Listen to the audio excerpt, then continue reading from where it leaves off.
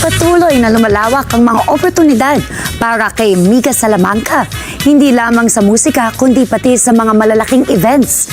Kasabay nito, isang celebrity dental clinic ang nagdagdag ng panibagong branch sa Bonifacio Global City, Taguig. Narito ang aking report. Patuloy ang magandang takbo ng career ng aktres, singer at content creator na si Mika Salamanca matapos pangunahan ang opening event ng Awesome Dental Clinic sa Bonifacio Global City, Taguig.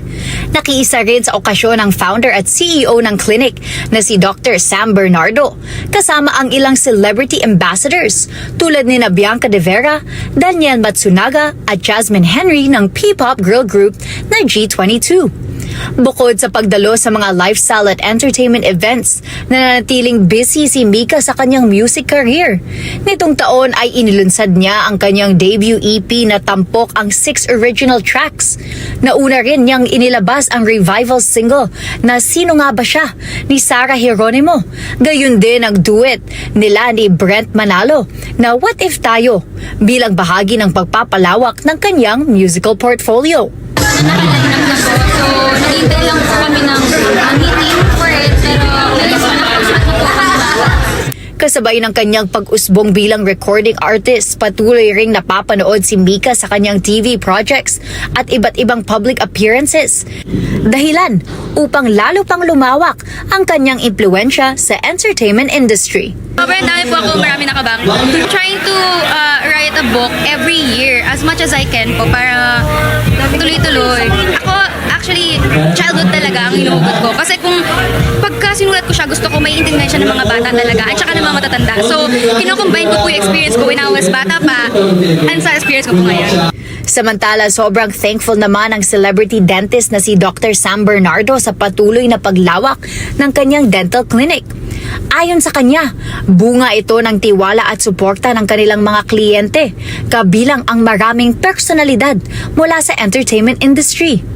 Anya, layunin nilang makapagbigay ng world-class dental care gamit ang makabagong teknolohiya at personalidad na serbisyo para sa bawat pasyente.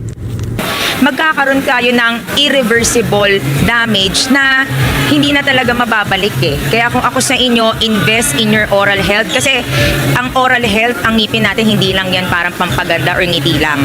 Marami nadudulot nito like yung function, speech natin, bukod sa appearance, kailangan nating pangalagaan.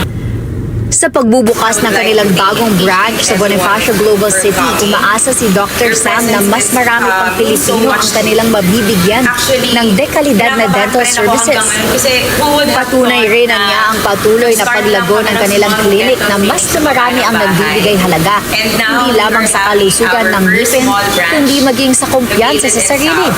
For me talaga, nung simula talaga na nagkaroon talaga ako ng blessing and naging dentista, pangako ko talaga na sa makapasa ako maging dentista, maging successful.